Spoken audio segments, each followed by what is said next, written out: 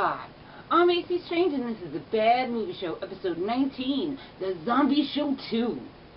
Don't I look pretty? Well, I love zombies, and my favorite zombie movies are low-budget guerrilla movies. And I have 3 very low-budget independent movies for you that are all recent, and you might not have heard of them before, so I'm letting you know about them now. Alright? So I'm all dolled up to go to the zombie prom, so let's get started so I could go out and get my undead on. Alright. First up, I have for you OZOMBIE, not rated, 2012, Mainstay Productions. Written by Kurt Hale, directed by John Lyde, starring Corey Seaver and Eve Morrow. Osama bin Laden zombie, yo, for real. Okay, so in this, we're with the Marines. They go into a bunker where they find Osama bin Laden. They shoot him dead, and they bag him up and they put him in the helicopter. And while they're flying out of there, up comes Osama bin Laden as the undead. Then we meet a special forces group made up of all the greatest soldiers in the world, and they're in Afghanistan to kill all the contaminated civilians, right? Basically, they're out there killing mad zombies, right? Then they meet a young woman named Dusty Miller, and she's out there looking for her brother Derek, who's a New York firefighter, who's basically his whole engine was killed in the World Trade Center bombing. So he feels that it's responsible and goes to Afghanistan to kill Osama bin Laden himself because he does not believe he's dead. So the Special Forces group finds the Miller siblings and try to keep they try to keep them under wraps. But basically, Derek is looking for a militia camp where he believes that the Taliban are making the zombies, suicide chompers, and hiding Osama bin Laden. So in this movie is a Colin Farrell and an Angelina Jolie lookalike, right? And the Colin Farrell guy, he's always taking his shirt off. Somebody gets hurt, he's like, wait, hold on, let me take off all my gear and my shirt so I can wrap you in my shirt. They even make fun of him for it. That's funny. This is not exactly what I expected. This is a little more dramatic, you know, kind of like a regular military movie, but they just happen to be killing zombies. The cool thing is that these guys are badass. They're all special forces. So they kill these zombies real quick. They're just shooting them in the head, making their brains explode. So we get to see lots of zombies get killed. And their body count is low because they're military. They're badass. Another thing that's cool is just when you finally get to see Osama bin Laden. They're like making one of those movies like Osama bin Laden's alive and he's all like zombies. It's cool.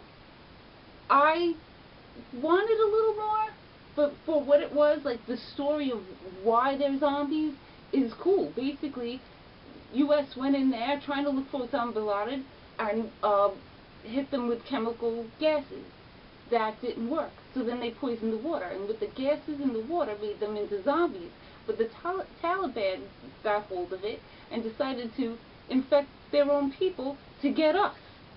So that story in there is cool. I give this a 3 and a see it. I think it's worth talking about, and it's worth seeing. It's worth watching. It wasn't so bad. So next up, I have for you Juan of the Dead, or Juan de los Muertos, not rated, 2011, Focus World, written and directed by Alejandro Bruges, and starring Alexis Diaz de la Vega. I know I didn't get that right, so I apologize.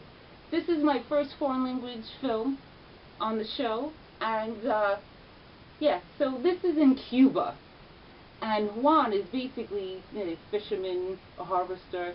He's a bum.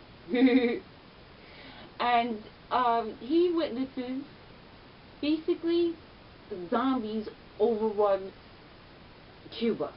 It happens real quickly, and he tries to go on as you know, go on as normal, but he can't, not as Cuba becomes overrun and basically zombified overnight.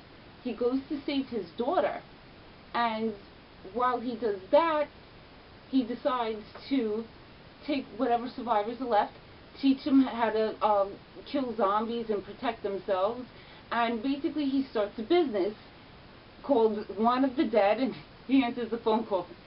Juan of the Dead, we'll kill your loved ones for you.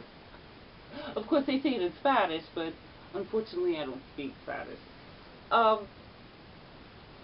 They basically, business is good until they have no more customers left. All of Cuba's zombies. And he has to come up with a plan to save whatever family he has left. This movie is badass. Okay? This movie is very good. And some people might have, you know, reservations about watching foreign language films. You know, this is not dubbed. This is Spanish subtitles. And the best part of it, the best part in it is they finally meet somebody who, like, he kills lots of zombies, and they finally, this one guy has a handle on what's going on and has a plan to get out of there. So when they talk to him, this guy speaks English, and none of them speak English. They can't understand a word he's saying. And they're like, Juan, talk to him. And he's like, well, I took English and Spanish, and I failed. So that part's cool, and probably why they didn't dub it. I think this movie, right out the box, is a 4.5. This is worth the read, okay? My husband has a saying he doesn't like to work all day to come home and read a movie, but this one's worth it, alright? 4.5, buy it, read it, awesome. And if you like Shaun of the Dead, you're going to love that, alright? It was really funny and gory and a scary zombie movie. And my favorite part of the whole thing is that there's a drag queen zombie killer named Lachina who's killing people with a slingshot. And she has a cousin named Primo who's can't stand the sight of blood, so he's killing zombies in a blindfold. Worth seeing. 4.5. Put that on your list. Last but not least, Zombie Apocalypse. Unrated 2011 Pacific Entertainment. Written by Adam Gordon, Ryan Thompson, and Kenny James. Edited, produced, and directed by Ryan Thompson. Starring Kenny James, Mike Ebsen, and Michael Harthen. So, first we see this badass guy kill a horde of zombies with a 2x4. Then we meet these roommates, Mark and Tom, and they're out for a good time. They go to a bar for 10-cent beers. And while there, they meet this mysterious stranger with a machete, the guy with the 2x4. And he's telling them that they're in for some trouble, that the undead's coming. And they're like, yeah, let's have some more 10-cent beers. And the bar gets attacked by zombies. The 3 men and 2 girls, by the skins of their teeth, make it out of there. They find a car and they basically drive all day to get to a bar. They try to survive and, you know, hang together, but they have a lot more to worry about than the zombies.